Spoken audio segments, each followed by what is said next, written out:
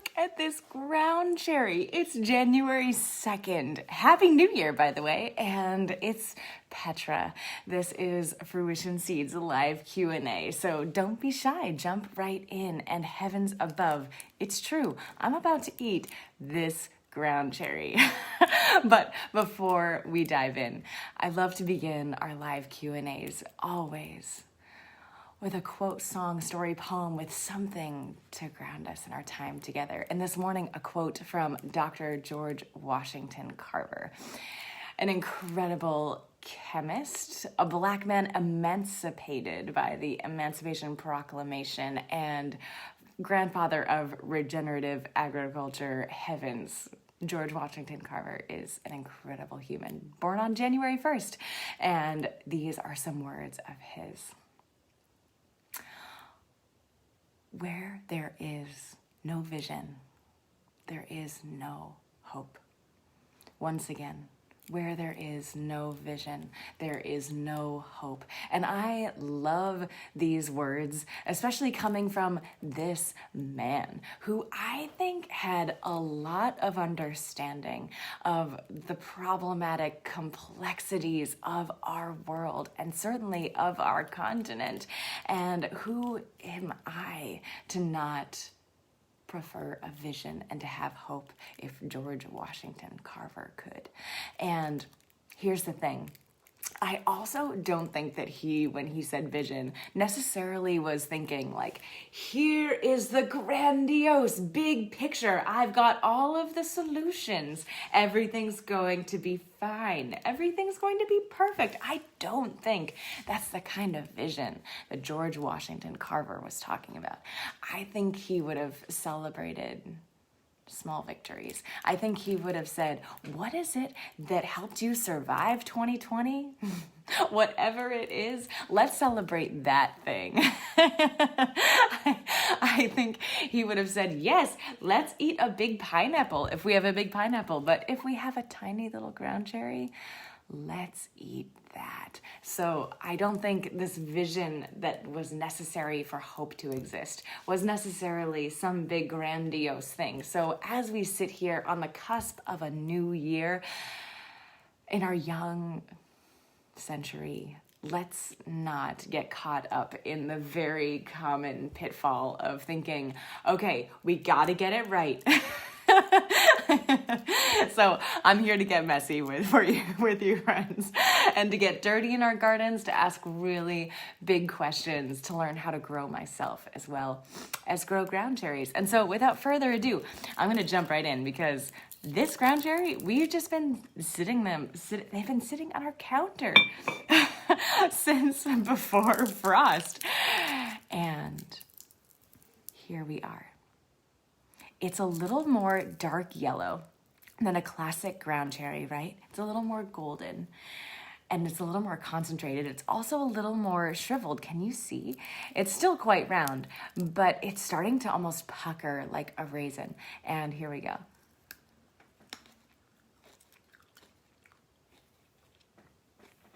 I wish you were here with me, friends. And I suppose that you are. I wish we could all share this bowl of ground cherries right now.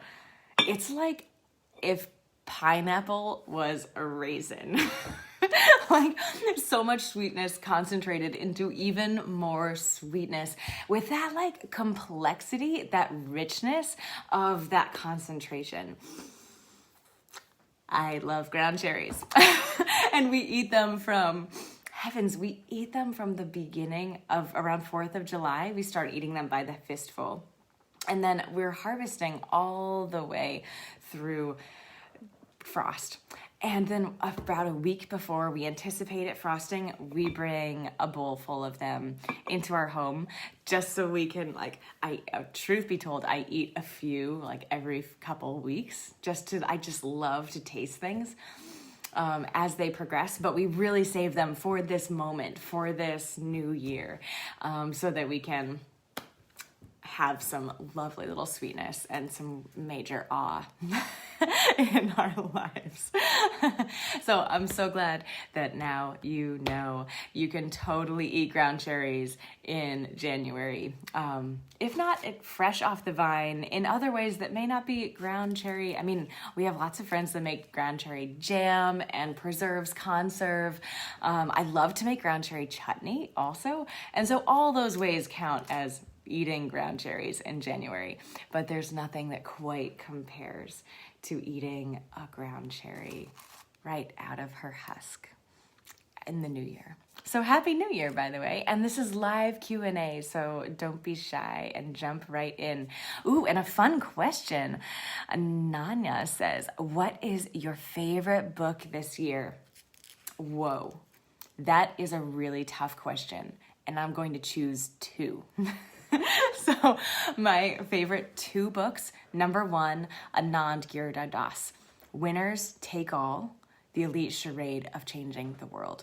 So Anand Giridharadas, let me try to spell it. I'm probably going to fail, but it'll get you close enough in your Google search. So Anand Giridharadas. Anand, A-N-A-N-D, Giridharadas, Giridharadas. It looks like Giridharadas, but it's pronounced Giridharadas. So he is an incredible journalist, and he's written another amazing book as well. But this book, Winners Take All, The Elite Charade of Changing the World, is essential for us all to read. It beautifully breaks down this current culture that we live in. It helped me connect dots that I've been noticing these little things and uncomfortable with little things for years, but he really beautifully helps see how when the elite get involved in change, it changes the way change is changed. And yes, the elite can be the Jeff Bezos of the world and the Bill and Melinda Gates of the world. But the elite is also you and me, especially if you're white, especially if you think gardening is just a hobby. And it's not incriminating, but it is to say this is an amazing book to really help ground us in what generosity really is, because generosity and justice have some parallels, but they can also generosity can also reinforce structures of oppression in ways that we would never suspect.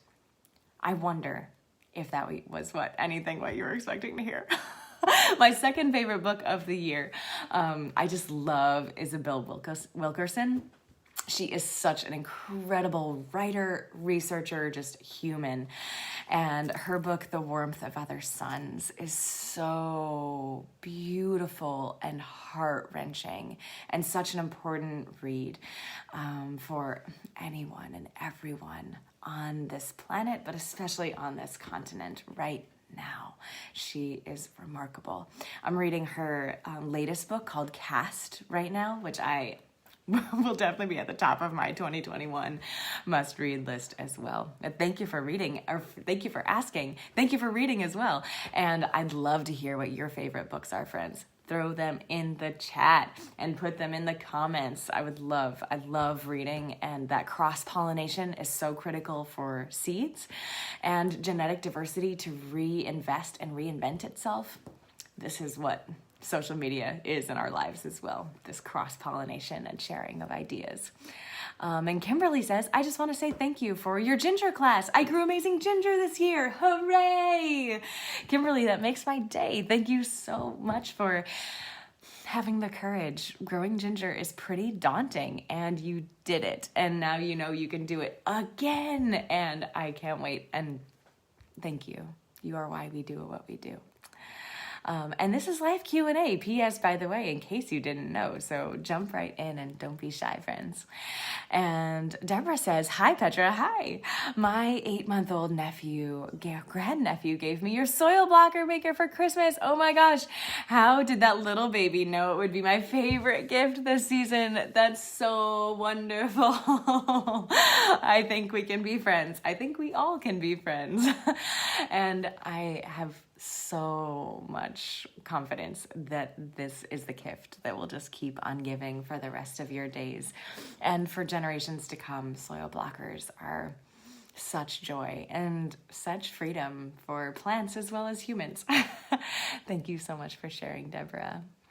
And Kimberly says, do you have a soil or nutrient recommendation for kohlrabi? Ooh, I grew them in the same bed as my other brassicas, but the kohlrabi didn't swell. It hardly grew at all. Well, here is my thought.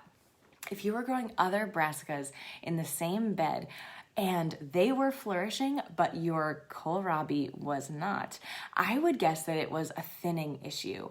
So most often, and right, hold on, fun facts, kohlrabi kind of looks like a root vegetable. It's not a root, it's a swollen stem.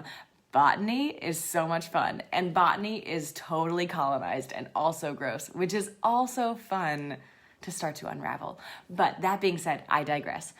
Kohlrabi is not a root vegetable, but it can fall into some of the same pitfalls and common mistakes that people make around root vegetables, which namely the one I'm about to call on, is thinning. So if you don't thin your beets, for example, within 2-3 weeks, they start to grow, and even though their root systems are just so tiny and barely exist, if they sense that they're too close at that young age, heavens, they just never recover, or it takes them a lot more time and energy to recover. So thinning early and often is really vital for making sure that your plants, whether they're tiny little seedlings or certainly root vegetables, are going to be able to come to full fruition, if you will. So I highly recommend, just when your kohlrabi is 2-3 weeks old, if it's less than 3 inches, you're nailing it. And you want to make sure that there's at least 3, if not 4 inches between your kohlrabi plants. And I tend to go a little on the smaller side and then just commit to coming in a couple weeks later and thinning again, because I love baby vegetables. I mean, I love big kohlrabi too. I want it all. And you can have it all, friends. So, but if you want to have those baby vegetables and also have your big vegetables, you can be thinning along the way. So honestly, kohlrabi, to my very limited understanding, I wouldn't want to speak for any kohlrabi in the world. I can speak on the behalf of kohlrabis to announce my love of them and share that with the world. But knowing what their most deep intrinsic needs are, I cannot begin to say, but I can say that they are not different, to my awareness, than kale and cauliflower, broccoli. They're hungry. All brassicas just want nutrients. So if your other brassicas are thriving, I suspect that it's a thinning issue. And a final thought on kohlrabi. I have a lot to say about kohlrabi. I've only just begun, but I'll leave it at this.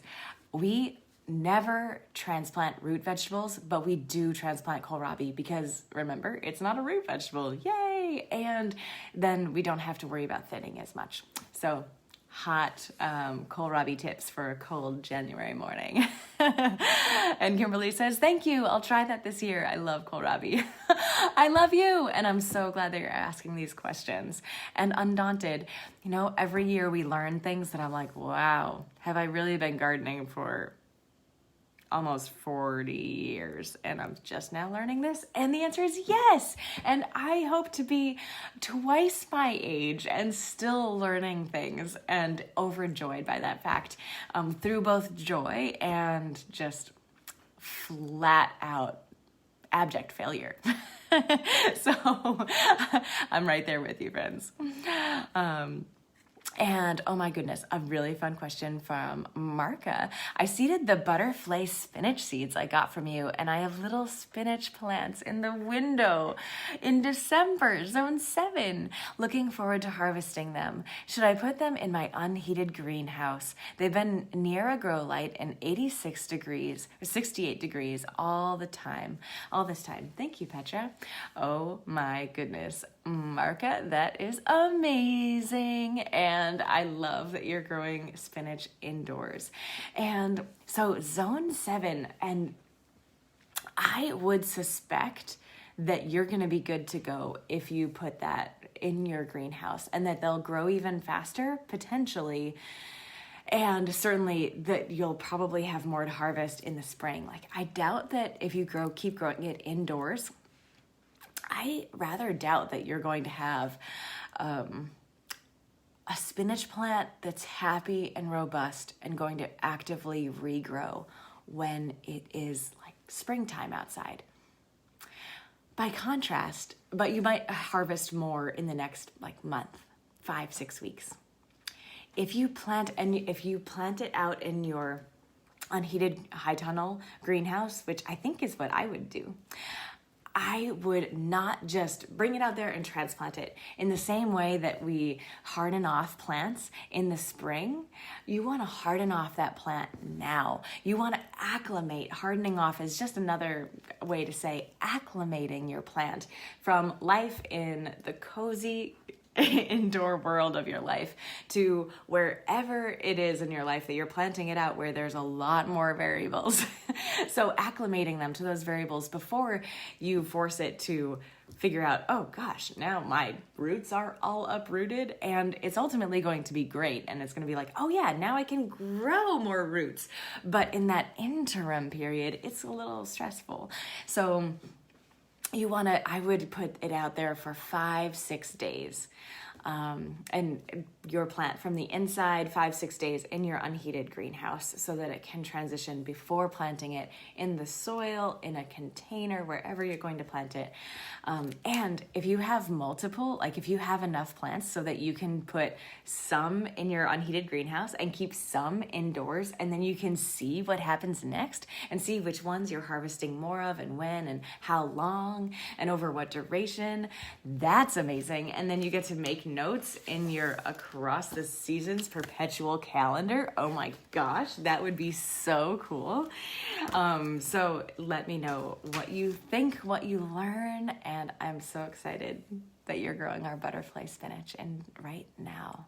That makes me so happy. Thank you for sharing.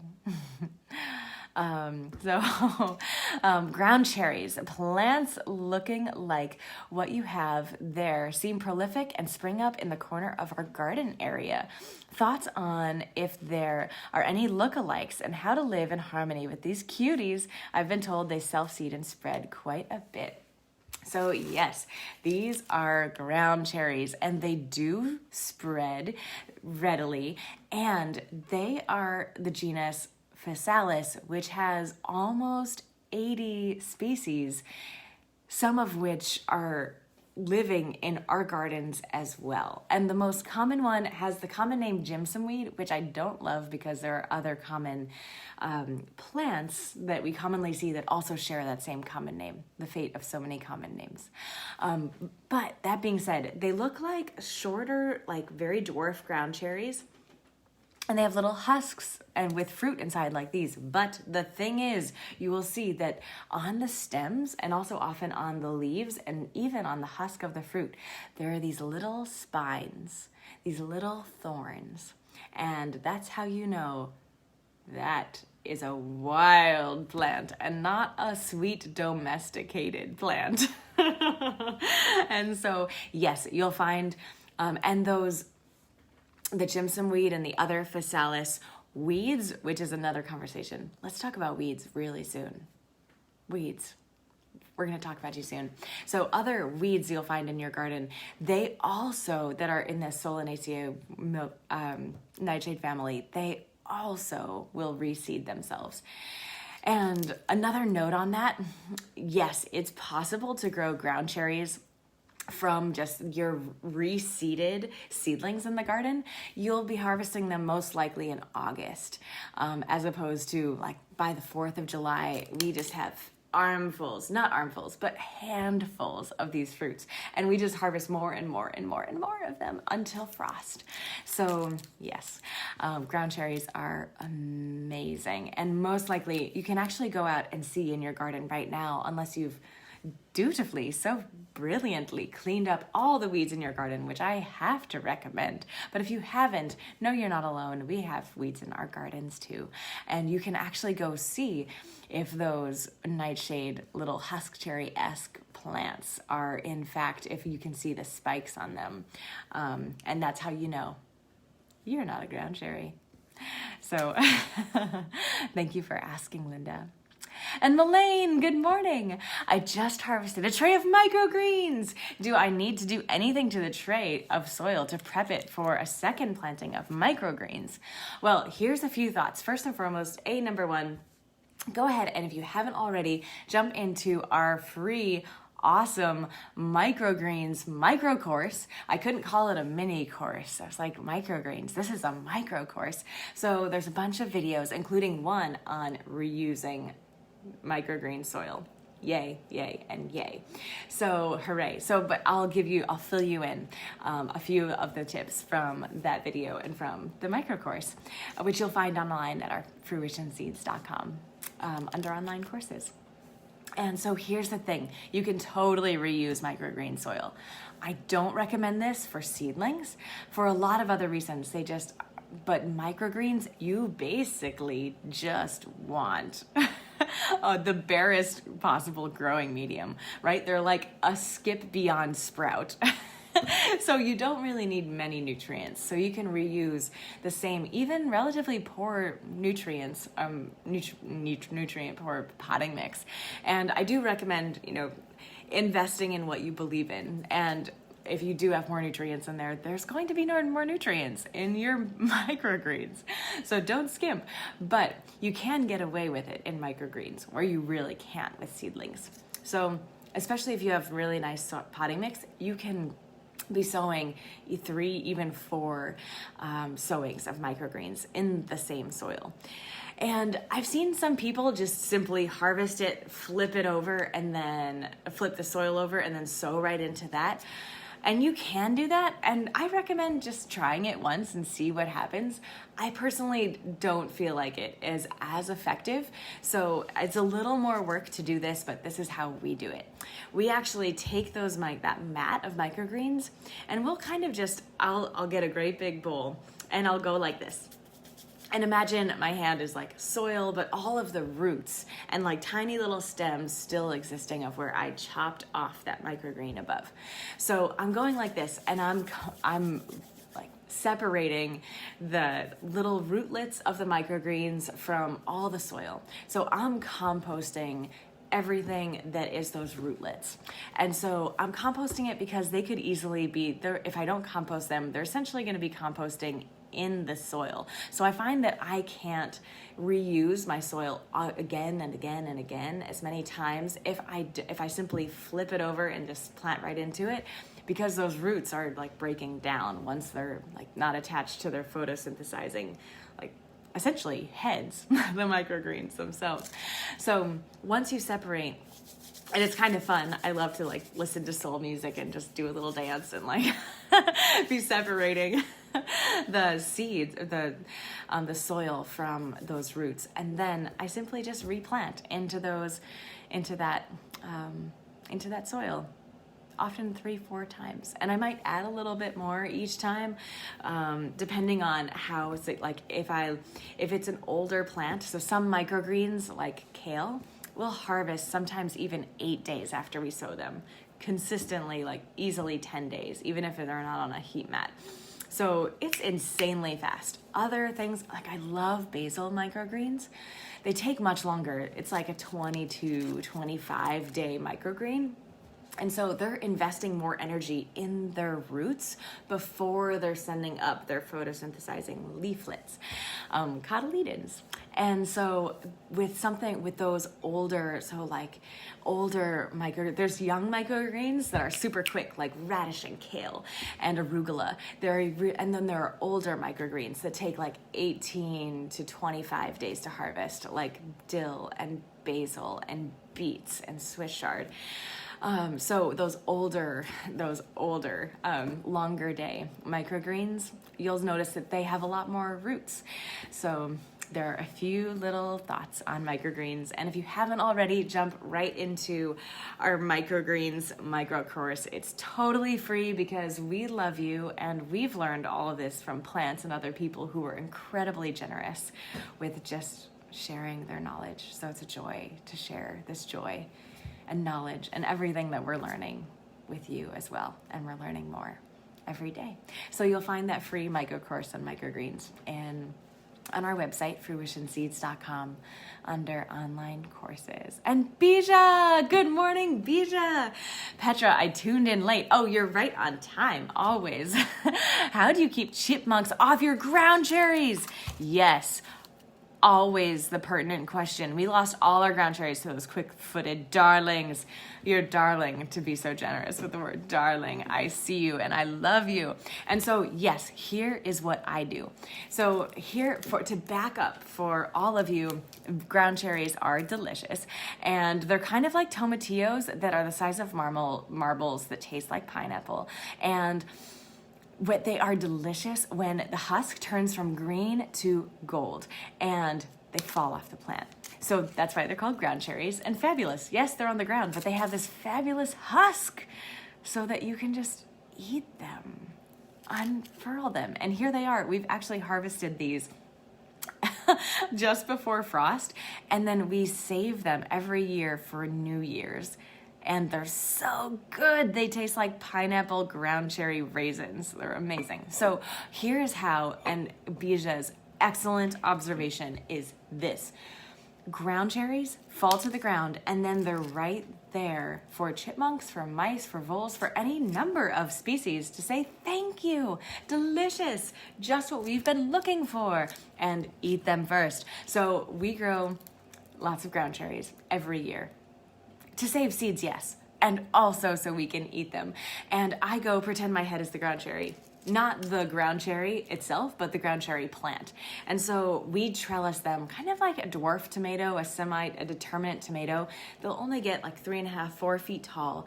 And so we give them just a little bit of trellising so they have a little more structure, mostly so that A, they're easier to harvest, and B, the light can infiltrate that much more, which ripens that much more fruit that much more quickly. There's many reasons to trellis, friends. And so then I go up and pretend my head is the plant. And so I'll just walk up to the ground cherry plant and I'll say, "Good morning, ground cherry." And I'm giving her a shake.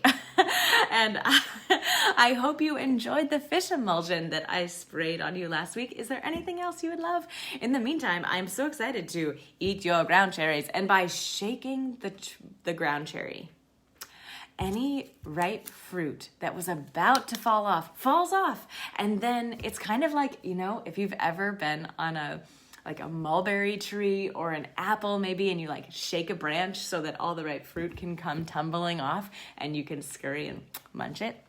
This is what we do for our ground cherries. And that way, all of those lovely ripe fruit can fall off, and then I'm right there and I beat the chipmunks to it.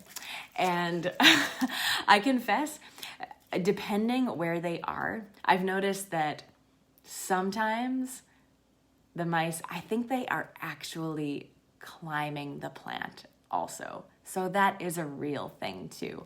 And that's a whole other story. But yes, I hope if you haven't yet shaken your ground cherries to bring all the fruit to the ground, that is an excellent strategy for harvesting immediately before the chipmunks all the perfectly ripe fruit. And thank you so much for asking, Bija. And perhaps one more question for our live Q&A of the day. And I'm so delighted to share this morning with you all. Kristen says, "I'm here in Zone 5. Hello, fellow Zone 5er. I have set up to grow indoors hydroponically. Wow, do you have any recommendations for organic nutrients?" The timeless question. So here's the thing, because hydroponics are not accepted in organics, like the National Organic Program, so that they can be certified organic, labeled certified organic.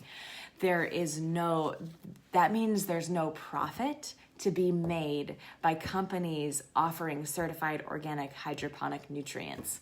So because there is no market, you won't find any marketed as such. So I want to back up and say that's actually great. For all of the reasons I don't love the National Organic Program, I actually struggle deeply with the National Organic Program and with fruition even being certified organic. Like, I believe in organic when it comes to the soil. I believe in organic when it comes to the practices. There are a lot of shortcomings, and just like so many things, the organic label has been fully co-opted, never doubt, by big pharma that has co-opted fully the food that we eat. And it is a very large, very complex web of profit-based rather than human-interested industry. So, that being said, for all of the ways that I love and critique the National Organic Program, I love that they very courageously, under millions, tens of millions of dollars of lobbying pressure from the hydroponic industry, that they resisted saying hydroponics can be organic, which is awesome, because part of the foundation for all of the problematic and shortcomings of organic, having organic acknowledge that there is soil involved, that there are living matrices of life, that it's not just a plant growing in a growing medium, but that it's a plant interacting with the mycelium, with the earthworms, with the nematodes, with the macro and the micro, with everything, that is organic. And I fully applaud their decision. So that being said, it's a long way to say, I actually don't have any good recommendations for you, because something like our organic fish emulsion is not good for you, because there are so many micronutrients that it actually kind of molds. And not to mention it's just smelly, but like beyond the smell, which we can get over if it's actually doing the job, right? It doesn't, in a hydroponic context, it has all of these extra nutrients that just need to be in the context of a matrix of life. So our friend Bruce, actually, I love Bruce so much. I don't know if he's here on our live. He is amazing, and he has been growing hydroponically for years, and he's still struggling to find something that works organically. Just standard, like, clean-cut chemical NPK, soluble in water, is like the easiest way to go for consistent hydroponics. But so I wish I had a better answer for you, friend, and my heart breaks that I don't. I'm so sorry. Oh my gosh. Well, I don't want to end on that note. That was a bit of a downer, but I love you, and I hope that you find something good. And in the meantime, Renee, it looks like you have a fun question. So here is our final question for our live Q&A. 2021. If you already talked about it, sorry for tuning in late. No worries, you're right on time. But wondering when you recommend starting seeds in general in Rhode Island, New England. I know starting seeds too soon can be detrimental. And cheers. Yes. Whoa, I'm so glad we get to talk about this. It is so easy to start seeds way too soon. And here in Zone 5, it is just way too soon, no matter what seed you're talking about. So here's a few thoughts. First and foremost, have you seen, and I apologize that it's backward, Fruition Seeds, we have this whole little planting calendar. It's really lovely. So we share this in every single order. We send one right out with every order. And also, you can find it on our website and on our blog and in our ebook it's all over. So hop on our website, and if you sign up for our free 40-page seed starting ebook, you'll get this in the email as well. So it's very handy here's the months, and here are all the crops, when to direct sow, when to transplant, when you can anticipate harvest. So this is a little baby encyclopedia for you. And definitely check out, oh my gosh, if you haven't already, we have a free seed starting academy as well. And cheers if you've already jumped in. I'm adding a bunch of new videos right now, actually, which is really exciting. And it's totally free to honor and the lineage of all of the plants and humans that have been growing and co-adapting for millennia, and generously sharing all of that knowledge so that we can grow them now. So who are we to not just share this information with you? So yes, there's so much more info, including big general things on garden planning, and also just nitty gritty when to plant, and specific info on when to plant too, like ground cherries, specific growing info as well. So tons of awesome stuff.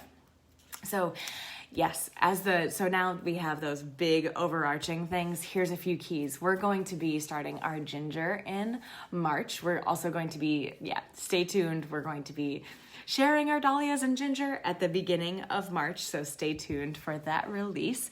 And so that's what ginger will start first and foremost. Then comes at the end of March, our leeks and our onions. So those we start early second. And then we start in the beginning of April, 8 weeks before final frost for us.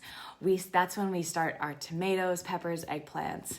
And so yes, there is so much more to share. And don't worry, we'll talk about it a ton more as the time comes. And I'm going to be throwing lots of parties and webinars here so we can be like starting seeds together and doing it all together in any way that we can in pandemic times. So stay tuned. And if you don't already get our emails, definitely jump on our email list so that you can get the personal invites to all of those online events so that we can all be starting our seeds together. And I'm so glad. Sending love to Rhode Island, sending love to Massachusetts, Hawaii, sending love to all kinds of places that I've seen fly across the screen this morning. And I'm so glad that you're all joining me here, keeping me warm on this beautiful January morning. Well, happiest of days, happiest of New Year's, and we love to begin all of our live Q&As as we begin them with a story, song, poem, with something. And this morning, some words from the late and great Dr. George Washington Carver, whose birthday was yesterday. Rest in peace and power, George Washington Carver. He was born a slave, emancipated with the Emancipation Proclamation. He is one of the grandfathers of regenerative agriculture. If you think peanuts are awesome, you have him to thank. If you think cover crops are important, he is one of the foundational humans bringing this to our current era. And so yes, George Washington Carver said these words: "Where there is no vision, there is no hope." Where there is no vision, there is no hope. And I love these words because I love remembering when hope feels hard to find, that hope, you don't just like snap and the job's a game, says Mary Poppins. Like, what is the snap? What is the action? And that is having a vision. And also, I have to imagine that George Washington Carver was the kind of fellow, the kind of human that knew that, like, it's not about having this big, grandiose vision. It's about having the courage to say what a need is in this moment.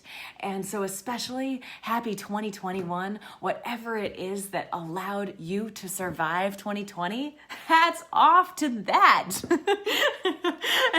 And it might not be the perfect thing. Like, it might not be the best habit, but you know what? It allowed us to survive and get through to this moment. And let's pay homage to all of those things, because, right, it's not Netflix. It's the fact that you gave yourself permission to live in another reality and to vision something else, to dream something else that might one day be possible. So let's not throw all of those bad habits of 2020 under the bus as we move into the new year. Let's celebrate those things and throw out the bathwater instead of the baby sometimes, but let's honor all of those little things as visions for self-care and self-love so that we can grow ourselves. and our gardens in the new year. And if you want to have big visions like world peace, I want to have those visions too, and let's talk. So let's collaborate in all of these ways, on all the little things like these lovely little ground cherries that are still with us. Let's collaborate in all the big things, and thank you so much for all of your joy and on the journey, friends. Till next time, don't be shy.